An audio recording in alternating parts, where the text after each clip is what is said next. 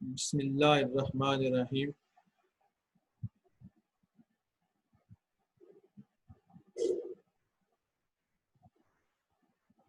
अस्सलाम वालेकुम व रहमतुल्लाहि व बरकातुहू। I am Muhammad Idris, physics teacher from Uswa College, Chakwal. Most welcome to first year physics class. Dear students, subscribe my YouTube channel for getting latest video of your physics class. Now, today we are going to start our chapter 2, which is a vector and equilibrium. Chapter 2 is vectors and equilibriums. Today, our first topic, which is a physical quantity. As you study in first chapter also, its concept is there, physical quantity. A quantity which can be measured. A quantity which can be measured is called a physical quantity, or it can also be described as a property of matter which is related to measurements. यानी matter की ऐसी property जो कि measurement से ताल्लुक रखती है, उससे रिलेट करती है, that is called a physical quantities. यानी फिजिकल क्वांटिटी को आप फर्स्ट चैप्टर में डिटेल से स्टडी कर रहे हैं, यहाँ पे उसका थोड़ा सा कंसेप्ट जो है जरूरी था, इसलिए इसको यहाँ पर रिवाइज किया जा रहा है। कहता है a quantity which can measured accurately, या it is a property of matter which is related to measurement जी। यानी ये आपके पास मैटर की वो खासियत है जो कि मेजरमेंट से ताल्लुक रखती है, इससे हम क्या कहते हैं, फिजिकल क्वांटिटी कहते हैं जी। तो टाइप्स ऑफ फिजिकल क्वांटिटीज कितनी है जी? There are two types of physical quantity. Number one is a scalar quantity and second is a vector quantity. So dear students, there are two types of physical quantity. Number one is scalar quantity and second is vector quantity. Now we discuss one by one. Scalar. A scalar is a physical quantity. A scalar is a physical quantity that has magnitude only. That has magnitude only. यानी scalar एक ऐसी quantity है जिसमें क्या होता है, magnitude plus proper unit होते हैं जी। ऐसी क्वांटिटी जिसको मुकम्मल तौर पर डिस्क्राइब करने के लिए मैग्नीट्यूड और प्रॉपर यूनिट की जरूरत होती है, that is called a scalar quantity जी। यानी आप पास स्केलर क्या एक फिजिकल क्वांटिटी है, इट हैज मैग्नीट्यूड ओनली। यानी ये एक ऐसी फिजिकल क्वांटिटी जिसमें सिर्फ मैग्नीट्यूड की जरूरत होती है। यानी एक फिजिकल क्वांटिटी को मुकम्मल तौर पर डिस्क्राइब करने के लिए स्केलर फिजिकल क्वांटिटी को that has a magnitude plus proper unit, so it is called a scalar quantity. तो डियर स्टूडेंट्स, एग्जांपल देख लेते हैं। This is a very beautiful car, this is your car and your teacher give an activity. Okay, this is your beautiful car. You measure the length of a car. You measure the length of a car. So then you measure this length, start from here to here. Then you have to measure the length of car, and you after measuring give the answer to your teacher. It is 4.5 meter long. Car length is 4.5 meter. Now, dear student, observe this example. Length is a physical quantity. Length is a physical quantity. और अब इसको देखें, इसको ये एक scalar quantity है। Length क्या है? स्केलर क्वांटिटी है। इसमें क्या है, सिर्फ दो ही चीजें हैं, एक क्या आपके पास मैग्नीट्यूड है और दूसरा आपके पास क्या ये प्रॉपर यूनिट है।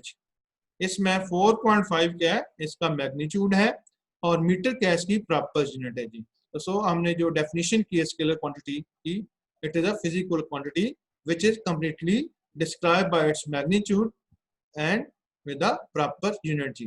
या ये ऐसी क्वांटिटी है जिसको डिस्क्राइब करने के लिए सिर्फ मैग्नीट्यूड ही काफी है, यानी उसके साथ डेफिनेटली प्रॉपर यूनिट होती है जी। तो सो ये आपके पास क्या कहलाएगी, स्केलर क्वांटिटी कहलाएगी।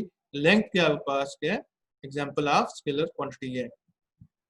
Next example is that is a mass of A gold बार। ये आप देख रहे हैं डियर स्टूडेंट्स, आपको ये गोल्ड बार नजर आ रही है।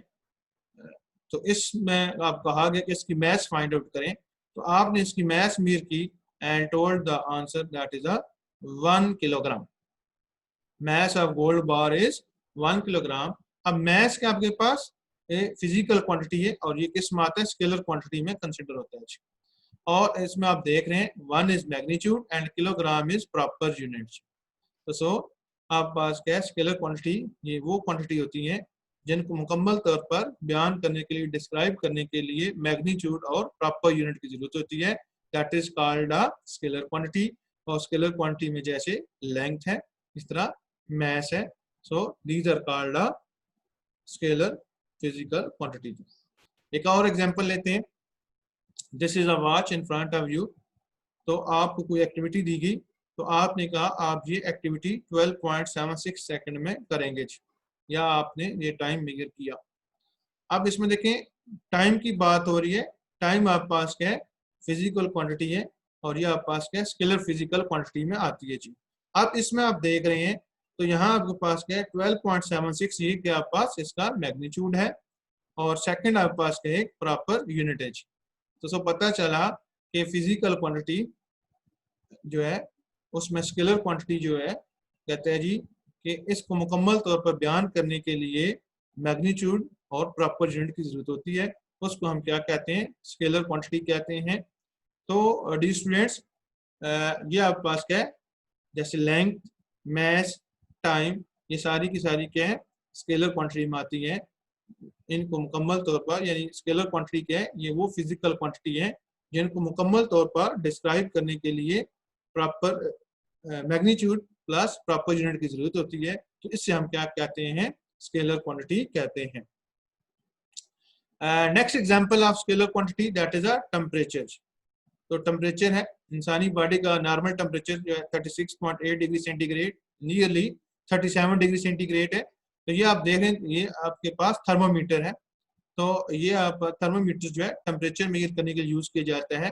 अब इसमें देखें टेम्परेचर क्या है, इसमें फिजिकल क्वांटिटी है, और इसको मुकम्मल तौर पर डिस्क्राइब करने के लिए हमें मैग्नीट्यूड और प्रॉपर यूनिट की जरूरत होती है। तो 36.8 के आप पास इसका मैग्नीट्यूड है, और डिग्री सेंटीग्रेड क्या है इसकी एक प्रॉपर यूनिट है। तो सो स्केलर क्वांटिटी क्या है, scalar quantities are that quantity which are completely described by its magnitude and as well as proper unit. So this is called a scalar quantity. So dear students, if you have any question, then you can ask question. Now next scalar quantity is a vector quantity. A vector is a physical quantity that has magnitude and directions. A vector is a physical quantity that has a magnitude and directions.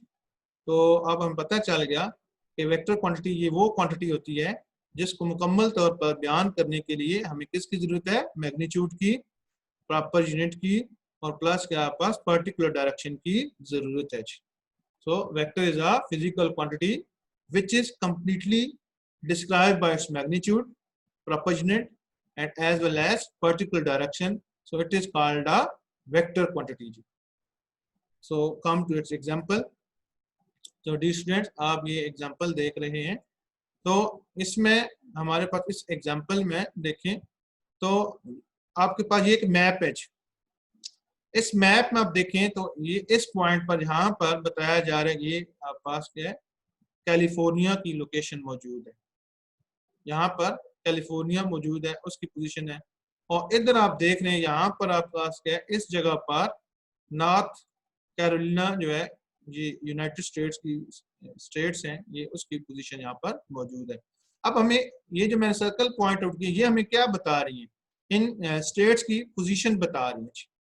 In states की क्या बता रही है, position बता रही है। अब हमें ये बताया जा रहा है position of California from North Carolina is 3600 kilometre in waste.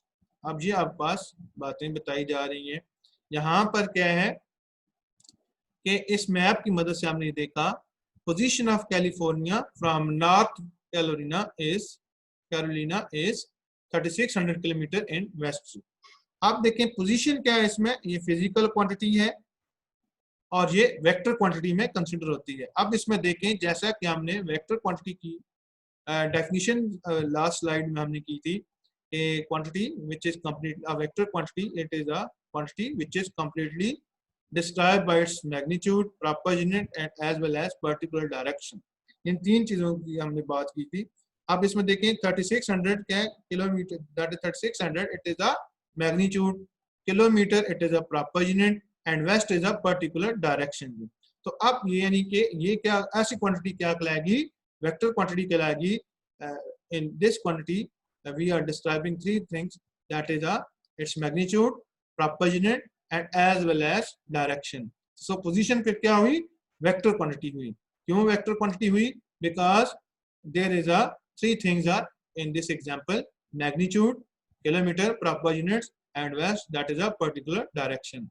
So our vector quantity में हमने यही बात की थी, a quantity which is completely described by its magnitude, proper unit and as well as particular direction, that it is called a vector quantity. So dear students, if you have any question, then you can ask question.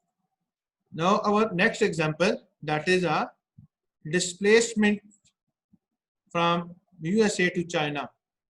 तो इसमें देखें dear students, ये आपके पास map है. यहाँ पर इस point पर ये आपका यूएसए की लोकेशन है, इस जगह पर यूएसए जो है उसकी लोकेशन है, और मैप में इस जगह पर क्या है, चाइना मौजूद है. अब कहते हैं कि इस एग्जांपल बताया, ये आपका जो एरो हेड है that is a representing it's displacement. So it is telling that displacement,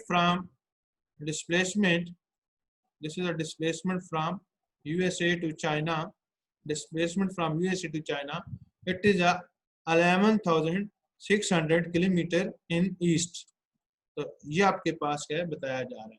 तो डी स्टूडेंट्स, इस एग्जांपल को आप देखें, इसका एनालिसिस करें.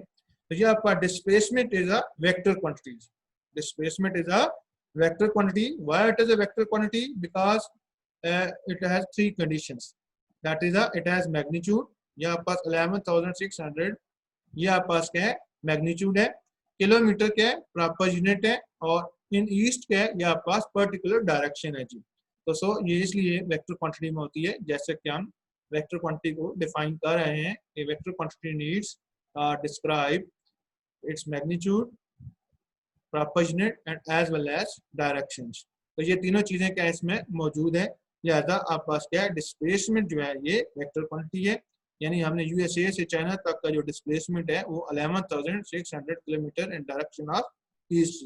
तो इसमें मैग्नीट्यूड भी मौजूद है, इसमें प्रॉपर यूनिट किलोमीटर भी मौजूद है, और पर्टिकुलर डायरेक्शन ईस्ट का मौजूद है. तो सो हमारी जो डेफिनेशन है vector quantity, it is a quantity which is completely described by its magnitude, proper unit and as well as particular direction. तो ये तीनों conditions के यहाँ पर पूरी हो रही हैं. So displacement is a vector quantity, displacement is a physical quantity, it is a vector quantity, and so all these conditions are there, that is magnitude, proper unit and particular direction. So displacement is a vector quantity. तो dear students, यहाँ पास क्या है, एक important note है, वो ये है कि vectors can not be added, subtracted, multiplied and divided by ordinary arithmetic rules. जैसा कि अभी हम वेक्टर और स्केलर क्वांटिटी के बारे में पढ़ के आए हैं, इनमें डी स्टूडेंट्स आप देखें तो सबसे जो बड़ा मेजर डिफरेंस है वो डायरेक्शन का ही है. अगर आप स्केलर क्वांटिटी की डेफिनेशन पढ़ें तो उसमें आपने पढ़ा है कि quantity which is completely described by its magnitude and proper units. ये स्केलर क्वांटिटी की डेफिनेशन हमने स्टडी की है. फिर हमने आगे जो दूसरी बात स्टडी की है, वेक्टर क्वांटिटी की जो डेफिनेशन हमने उसके बारे में जो स्टडी की है, वो आपके पास क्या है, vector quantity it is a physical quantity which is a completely described by its magnitude, proper unit and as well as particular directions. अगर हम स्केलर क्वांटिटी का और वेक्टर क्वांटिटी का कंपैरिजन करते हैं तो हमें सिर्फ एक ही डिफरेंस नजर आता है. वो किसका डिफरेंस है, दैट इज डायरेक्शन का. कहते हैं जो स्केलर क्वांटिटी आप यूज करते हैं, उन्हें ऐड करते हैं, मल्टीप्लाई करते हैं, सब्ट्रैक्ट करते हैं, डिवाइड करते हैं, तो कहते हैं उसमें simple ordinary arithmetic rules use होते हैं. यानी 2 + 2 4 हो गया, 2 × 3 6 हो गया, ठीक है, 10 डिवाइड 2 5 आंसर आ गया। तो इसमें क्या है, सिंपल अरिथमेटिक रूल्स क्या हो रहे हैं, यूज हो रहे हैं। जबकि वेक्टर क्वांटिटी में अब क्या आ गया है, कहते हैं जनाब इसमें मैग्नीट्यूड है, ठीक है जी, प्रॉपर यूनिट है, वो भी ठीक है, साथ कहता है पर्टिकुलर डायरेक्शन भी है। तो सो क्या आ गया, फर्क किस चीज का आ गया, डायरेक्शन का फर्क आ गया है। इसका मतलब क्या होगा कि जब भी आप वेक्टर्स को ऐड करेंगे, सबट्रैक्ट करेंगे, मल्टीप्लाई करेंगे या डिवाइड करेंगे, तो इसका मतलब क्या होगा कि आपको इसकी डायरेक्शन का ख्याल भी रखना होगा। क्लियर होगी बात जी। तो सो इस वजह से क्या होगा, फिर वेक्टर्स को हम ऐड करते हुए या सबट्रैक्ट करते हुए या मल्टीप्लाई या डिवाइड करते हुए हम उस पर आम ऑर्डिनरी मेथड या अरिथमेटिक रूल हम उस पर अप्लाई नहीं कर सकते। यानी जब भी हम वेक्टर्स को डील कर रहे होंगे, उसको हम सिंपल अरिथमेटिक रूल जो है वो हम ऑर्डिनरी अरिथमेटिक रूल जो है हम उस पर यूज नहीं कर सकते, जैसे कि आप स्केलर में करते हैं जी। यानी 2 + 2 आपने क्या कर दिया, ऐड कर दिया, 4 बन गया। लेकिन वेक्टर में क्या होगा, ये ऐसा पॉसिबल नहीं होगा। क्यों नहीं पॉसिबल होगा, क्योंकि वेक्टर्स के साथ डायरेक्शन भी होती है और आपने साथ साथ डायरेक्शन की भी केयर करनी होती है, आपने साथ साथ डायरेक्शन को मैनेज करना होता है। सो ये एक रीजन है, ये वाई मैंने इतना बड़ा लिखा हुआ है। तो यही इसका जवाब है कि जनाब वेक्टर क्या है, स्केलर से टोटली डिफरेंट है, इसमें डायरेक्शन भी होती है। लिहाजा जब हम वेक्टर्स को ऐड करेंगे, सबट्रैक्ट करेंगे, मल्टीप्लाई करेंगे या डिवाइड करेंगे, तो इसमें आम ऑर्डिनरी अरिथमेटिक रूल यूज नहीं होंगे, बल्कि इसके अपना तरीकाकार होगा। आगे चल के इस चैप्टर में डिटेल से पढ़ेंगे, क्योंकि ये चैप्टर ही वेक्टर्स और इक्विलिब्रियम का है। लिहाजा इस चैप्टर में हमने वेक्टर्स के हवाले से इंतहाई डिटेल में पढ़ना है कि वेक्टर्स क्या है, उसका तरीकाकार क्या है, उसको हमने कैसे डील करना है, उस हवाले से इस चैप्टर में इंतहाई डिटेल से बात होगी। और this is a most important chapter, और vector concept is very important concept. और ये पूरी बुक में फर्स्ट ईयर में, सेकंड ईयर में, हर जगह क्या होता है, वेक्टर्स के हवाले से वह वो यूज हो रहा होता है, उसका कंसेप्ट चल रहा होता है जी। तो सो ये आपके पास सवाल का आंसर है, और ये बड़ा ही अहम क्वेश्चन है, और आपके बोर्ड एग्जाम में ये क्वेश्चन मैनी टाइम्स क्या हो गया, रिपीट हुआ है। चलें, तो यहाँ तक डी स्टूडेंट्स को क्वेश्चन हो, then you can ask questions. Dear students, as I told you that this chapter is about a vectors detail. अभी हमने वेक्टर क्वांटिटी की बात की थी, वेक्टर के हवाले से डिस्कस किया था। अब हम पार्ट्स ऑफ वेक्टर को क्या करते हैं, डिटेल से डिस्कस करते हैं कि हमने वेक्टर वेक्टर लगा रखी है, तो भाई वेक्टर के पार्ट्स क्या हैं, इसको भी हम देखते हैं जी। तो डी स्टूडेंट्स, आप यहाँ देख रहे हैं कि ये जो वेक्टर है, ये जो है दर्जैल पार्ट पर क्या होता है, मुश्तमिल होता है। तो कहता है जी, पहला आप पार्ट देख रहे हैं, ये आपके पास है, that is called tail of a vector. ये ए पार्ट है जी। तो ये आप देख रहे हैं, ये आप साथ टेल लिखा हुआ, ये आप पास क्या कर लेते हैं, वेक्टर की टेल होती है। उसके बाद कहता है ये आप पास एंगल थीटा बन रहा है जी। कहता है कोई भी वेक्टर जब भी आप ड्रा करते हैं, वो किसी न किसी एक्सिस के साथ कुछ एंगल थीटा बनाता है। ये आप पास हॉरिजॉन्टल लाइन में लगा, ये सपोज आप यहाँ हॉरिजॉन्टल लाइन है, ये आप पास एक्स एक्सिस के साथ कुछ एंगल थीटा बना रहा है। तो ये क्या करता है, एंगल थीटा जो है उस वेक्टर की डायरेक्शन बताता है। एक तो आपने सादा वेक्टर भी पढ़े थे कि ये ईस्ट डायरेक्शन में, ये वेस्ट डायरेक्शन में, ये नॉर्थ डायरेक्शन में है। लेकिन जब आप वेक्टर्स को ड्रा करते हैं, कहते हैं, तो यहाँ उनकी जो डायरेक्शन होती है एंगल थीटा से पता चलती है। और फिर ये देख रहे हैं, ये आप पास इसमें एक स्ट्रेट लाइन सी नजर आ रही है। तो स्ट्रेट लाइन क्या करती है, actually it represent the magnitude of a vector. तो वेक्टर का मैग्नीट्यूड जो होता है वो हम स्ट्रेट लाइन से क्या करते हैं, रिप्रेजेंट करते हैं। और ये आप पास आगे देख एरो का निशान जो नजर आ रहा है, it is called head of the vector ji. It represent the direction of vector, यानी ये किस डायरेक्शन में है, ये क्या कहलाता है, वेक्टर का हेड कहलाता है। ये एंगल थीटा क्या करता है, डायरेक्शन बताता है, और ये किस सिमत में है, ये आगे ये जो हेड है उसकी सिमत बताता है जी। ठीक है जी। तो ये आपके पास क्या है, ये सारा वेक्टर है, ये क्या है, इसके पार्ट्स हैं, that is the tail, angle theta, the direction of vector, straight line which show the magnitude of a vector, and this arrowhead show the direction, ये किस सिमत में है, किस तरफ उसका इंडिकेट कर रहा है, डायरेक्शन को इंडिकेट करता है। एरोहेड क्या करता है, असल में इसकी डायरेक्शन को इंडिकेट करता है। तो ये आपके पास क्या है, वेक्टर के पार्ट्स हैं। अगर हम देखें सिंबॉलिकली, तो इस वेक्टर को हम रिप्रेजेंट करेंगे ए बी वेक्टर कहेंगे। तो ये आपके पास क्या है, पार्ट्स ऑफ वेक्टर है। नेक्स्ट आपके पास क्या है, रिप्रेजेंटेशन ऑफ वेक्टर्स। अभी हमने वेक्टर्स की बात की, वेक्टर्स को डिटेल से डिफाइन किया, फिर हमने वेक्टर पार्ट्स ऑफ वेक्टर पढ़े। अब हम रिप्रेजेंटेशन ऑफ वेक्टर जो है उसके बारे में डिस्कस करेंगे कि रिप्रेजेंटेशन ऑफ वेक्टर क्या है। Dear students, a vector is represented by a single letter, with an arrow drawn above or below. कहता है कोई भी वेक्टर जो है उसको आपने रिप्रेजेंट करना है, कोई भी सिंगल लेटर ले लेना है, चाहे वो कैपिटल लेटर हो या स्मॉल लेटर हो। उसको वेक्टर की रिप्रेजेंटेशन के लिए क्या होगा, इसके ऊपर ये देखिए एरो हेड होगा या इसके बिलो क्या होगा, एरो हेड होगा। That is called representation of vectors. तो ये आपके पास क्या डिफरेंट रिप्रेजेंटेशन ऑफ वेक्टर है, यानी हमने किसी भी वेक्टर को रिप्रेजेंट करना है तो सबसे जो पहला तरीकाकार है कि vector is represented by a single letter. यानी वेक्टर को क्या करते हैं हम सिंगल लेटर से रिप्रेजेंट करते हैं। मे बी दिस लेटर में बी कैपिटल, दिस लेटर में बी स्मॉल।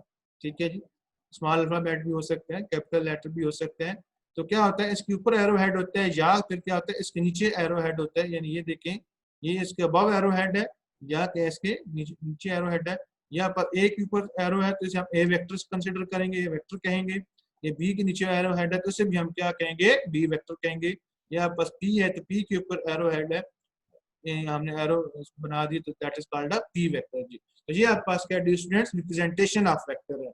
नेक्स्ट आपके पास क्या है, हमारे पास a vector is also represented by a bold face letter. तो ये क्या है, एक हमने रिप्रेजेंटेशन पढ़ी वो हैंड रिटन रिप्रेजेंटेशन थी। जब आप अपने नोटबुक पे लिख रहे हो, आप टॉपिक लिखते हैं वेक्टर्स के हवाले से, तो उस वक्त अगर वेक्टर की जो रिप्रेजेंटेशन हैंड रिटन होगी वो आपको बैक साइड स्लाइड में बताइए कि किसी भी सिंगल लेटर के ऊपर एरो हेड का निशान डाल दें, एरो ड्रा कर दें या उसके नीचे कर दें, दैट रिप्रेजेंट वेक्टर जी। तो वो आपके पास क्या हैंड रिटन था। अब देखें बुक्स जो आपके पास प्रिंटेड बुक्स होती हैं, तो वहां पे अगर आपने वेक्टर को लिखना हो तो then in this case vector is represented by a bold face letter. तो आपने देखा होगा वर्ड माइक्रोसॉफ्ट वर्ड पढ़ा होगा, उसमें देखा होगा एक बी लिखा होता है। ठीक है, तो जब भी आप किसी भी लेटर को सिलेक्ट करके बी पे प्रेस करते हैं तो वो लेटर क्या हो जाता है, नुमाया हो जाता है। उसे कहते हैं बोल्ड फेस कहते हैं जी, उसको हम क्या कहते हैं, बोल्ड फेस। तो कहता है कहीं भी आपकी जो प्रिंटेड बुक होगी वहां पर क्या होगा, अगर कोई लेटर बोल्ड फेस में होगा उसको एज ए वेक्टर पढ़ा जाएगा जी। आप इसमें देख रहे हैं ये आपके पास एफ है तो ये आपके पास बोल्ड है जी। तो ये क्या है, बोल्ड फेस लेटर एफ है, तो ये एफ वेक्टर को रिप्रेजेंट कर रहा है। ये किसको रिप्रेजेंट करे, एज ए एफ वेक्टर को रिप्रेजेंट करे। ये बोल्ड फेस लेटर आपकी जब प्रिंटेड बुक्स होंगी तो वहां पर जो भी बोल्ड फेस लेटर होगा वो एज ए वेक्टर रिप्रेजेंट करेगा। इसी तरीके से डी स्टूडेंट यहाँ देखें डी आपके पास, तो ये डी भी आपके पास क्या है, बोल्ड फेस लेटर में है। यानी बोल्ड फेस लेटर जो है ये हमेशा क्या करते हैं प्रिंटेड बुक्स में वो एज ए वेक्टर शो होता है जी। इस तरीके से देखें सी है तो ये सी भी बोल्ड फेस लेटर है। कहते हैं जहां भी प्रिंटेड फॉर्म आएगा तो ये आपके पास क्या होगा, एज ए वेक्टर ही कंसिडर होगा। क्लियर होगी बात dear students. Now dear students representation of vector जो है, कहते हैं some vector quantities are represented by the respective symbol जी। यानी कुछ वेक्टर क्वांटिटी ऐसे होती हैं उनके अपने मखसूस वेक्टर्स होते हैं, उनकी मदद से ये है उसकी रिप्रेजेंटेशन ऑफ वेक्टर होती है। उसके ऊपर एरो हेड डाल दे या उस नीचे एरो हेड डाल दें। अब इसमें डी स्टूडेंट्स देखें ये आपके पास क्या है, यहाँ पर पोजीशन वेक्टर है। तो कहते हैं पोजीशन वेक्टर की एक अपनी सिंबल होती है, उसे हम आर स्मॉल आर से क्या करते हैं, रिप्रेजेंट करते हैं। इसके ऊपर एरो हेड का निशान डालें या नीचे डाल दें, ये क्या करेगा, as a position vector show करेगा। तो ये आप देख रहे हैं ये आप पास पोजीशन को रिप्रेजेंट करने के लिए R capital R single letter are use किया गया है, स्मॉल आर। इसके ऊपर तीर का निशान ऊपर डाल दें या नीचे डाल दें या मुख्तसर लाइन डाल दें तो भी क्या करता है, अपने आप को एज ए वेक्टर ही शो करता है। तो ये आपके पास क्या है, पोजीशन वेक्टर के लिए आर का वर्ड यूज होता है, that is called a position vector जी। इसी तरीके से आपके पास वेलोसिटी है, इसको हम क्या करते हैं, अमूमन वी से रिप्रेजेंट करते हैं। तो वी वेक्टर जहाँ लिखा होगा it will consider as a velocity जी, and velocity is a vector quantity. And same like that force is there, force is represented by F. तो एफ वेक्टर जो है स्पेसिफिकली फोर्स को रिप्रेजेंट करता है। तो सो ये आपके पास क्या है, यानी कि आपके पास जो वेक्टर क्वांटिटी है, सम वेक्टर क्वांटिटी, सारी नहीं है जी। ठीक है, some vector quantities are represented by the respective symbol जी। यानी उनके अपने क्वांटिटीज के रिस्पेक्टिव सिंबल हैं और उनकी मदद से उनके ऊपर एरो नीचे क्या है एरो हेड डाल दें, ठीक है, एरो अबव और बिलो, तो वो क्या करती हैं एज ए वेक्टर ही शो करती हैं। तो ये आपके पास क्या है स्पेसिफिक क्वांटिटीज थी, उसके हवाले से बात हुई। नेक्स्ट आपके पास क्या है dear student, that is a graphical representation of vectors. अभी तक हमने वेक्टर्स को बात की थी, वो सारे क्या थे सिंबॉलिक रिप्रेजेंटेशन थी। रिप्रेजेंटेशन यहाँ पर दो टाइप की, एक आपके पास क्या सिंबॉलिक रिप्रेजेंटेशन है। अभी तक हमने जो रिप्रेजेंटेशन ऑफ वेक्टर की बात की है वो आपके पास क्या है सिंबॉलिक रिप्रेजेंटेशन ऑफ वेक्टर थी, और अब आपके पास क्या है ग्राफिकल रिप्रेजेंटेशन ऑफ वेक्टर है। तो मोस्टली स्टूडेंट्स जो हम वेक्टर्स को ड्रा करते हैं उसमें ग्राफिकल रिप्रेजेंटेशन क्या होती है यूज होती है जी। अब हम ग्राफिकल रिप्रेजेंटेशन ऑफ वेक्टर्स को देखते हैं, तो कहते हैं graphically a vector is represented by a straight line. कहता है ग्राफिकली जो आपने वेक्टर को ये स्टेप्स हैं, ग्राफिकली कहता है vector is represented by a straight line. कहते हैं जब हम ग्राफिकली मेथड को यूज करते हैं, ग्राफिकल रिप्रेजेंटेशन ऑफ वेक्टर की बात करते हैं, उसमें कहता है जो वेक्टर है it is represented by a straight line with an arrow head at one and, यानी उसके एक जो है स्ट्रेट लाइन से हम रिप्रेजेंट करते हैं और उसके एक सिरे पर एक साइड पर एक एंड पर क्या होता है एरो हेड होता है एट वन एंड जी। तो ये आप देख रहे हैं, तो ये आप पास क्या है स्ट्रेट लाइन है, ठीक है जी, और इसके एक एंड पर क्या है एरो हेड है। तो ये आप पास क्या है ग्राफिकली एक वेक्टर को जो हम रिप्रेजेंट करते हैं वो स्ट्रेट लाइन पर मुश्तमिल होते हैं और साथ क्या है दूसरे एंड पर या किसी एक एंड पर क्या होता है एरो हेड का डाल देते हैं। तो ये आपके पास है ग्राफिकली एक वेक्टर को रिप्रेजेंट किया जाता है। दूसरे स्टेप में कहते हैं the length of the line is selected according to the suitable scale, according to suitable scale. कहते हैं कि जो आप लेंथ ऑफ वेक्टर लेते हैं वो आप पास क्या है एक सुटेबल स्केल की मदद से लेते हैं, आप ऐसे नहीं ले सकते। एग्जाम्पल आपके पास नीचे दी जा रही है 1 centimetre is equal to 3 metre. इसका क्या मतलब है और यहाँ पर सूटेबल स्केल क्यों ले जा रहे हैं, ये बड़ा ही अहम क्वेश्चन है डी स्टूडेंट्स। आप इसमें देखें कि ग्राफिकली जो वेक्टर हमने रिप्रेजेंट करना है उसमें पहली बात ये कि स्ट्रेट लाइन यूज होती है और उसके एक पॉइंट एक हेड पे एरो हेड, जो एरो हेड जो है वो यूज होता है जी। फिर कहते हैं कि दूसरा स्टेप जो है हम जो स्ट्रेट लाइन है उसकी लेंथ जो लेते हैं वो एक सूटेबल स्केल की मदद से हम चूज करते हैं, उसके हिसाब से लेते हैं। क्यों कि अर्थ के ऊपर मसलन आप कहते हैं फोर्स 10 न्यूटन या आपका डिस्प्लेसमेंट इज 20 मीटर, तो क्या होगा 20 मीटर एक बहुत बड़ा फासला है, ठीक है, 20 मीटर डिस्प्लेसमेंट इज 20 मीटर।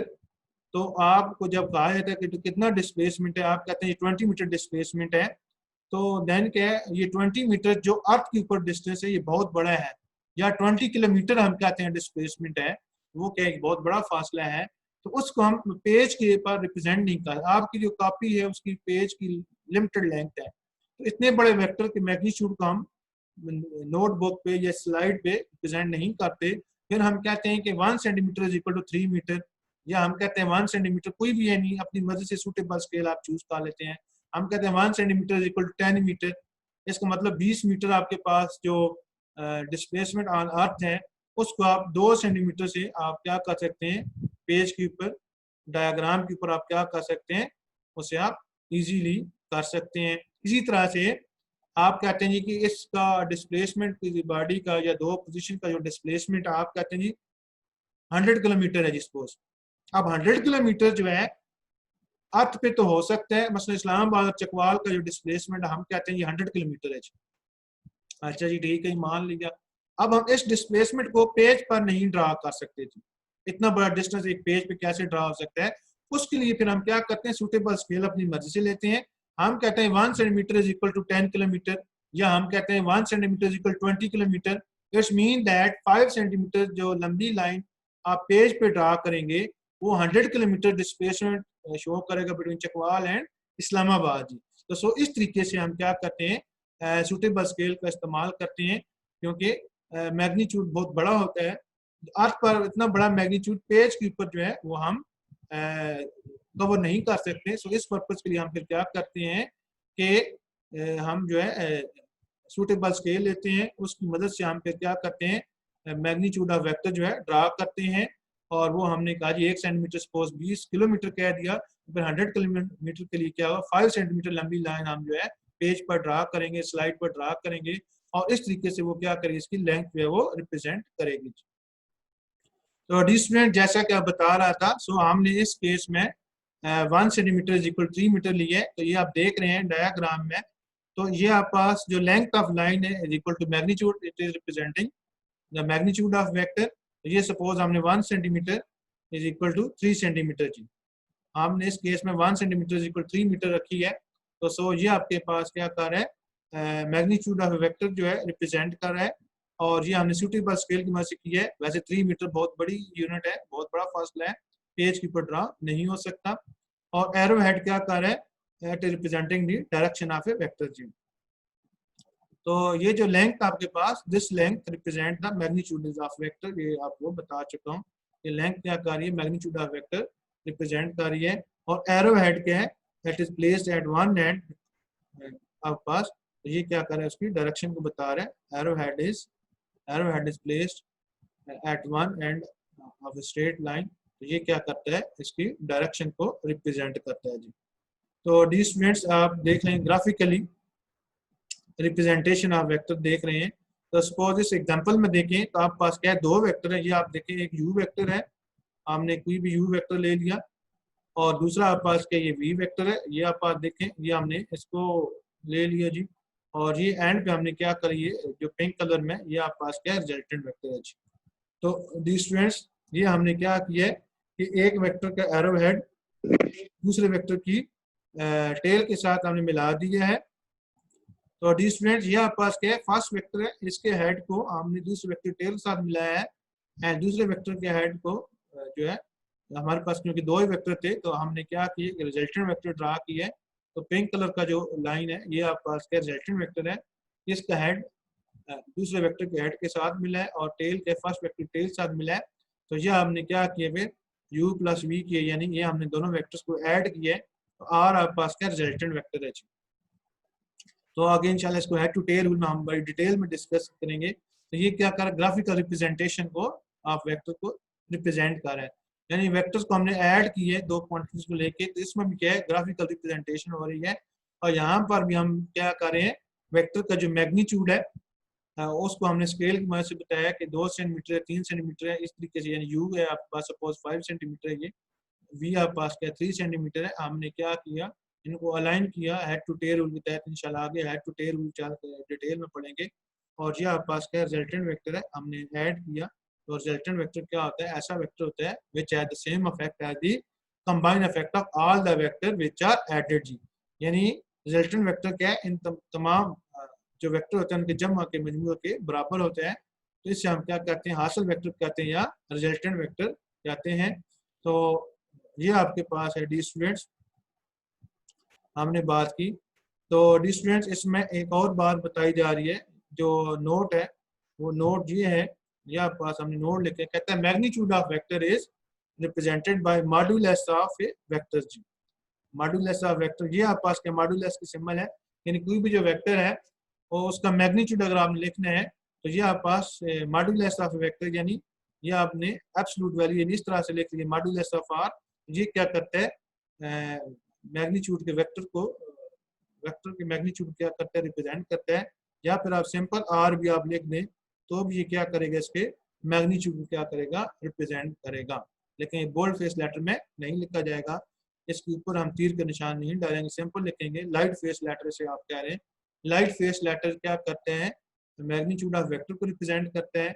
या आप क्या कर लें, इस तरीके से मॉड्यूलस ऑफ वेक्टर इस तरीके से लिख दें तो ये भी क्या करेगा, मैग्नीट्यूड ऑफ वेक्टर जो है उसको शो करेगा। Thanks you dear students, today our lesson is ended. If you have any question then you can ask your question. इसके साथ इजाजत चाहता हूँ, अल्लाह हाफिज़।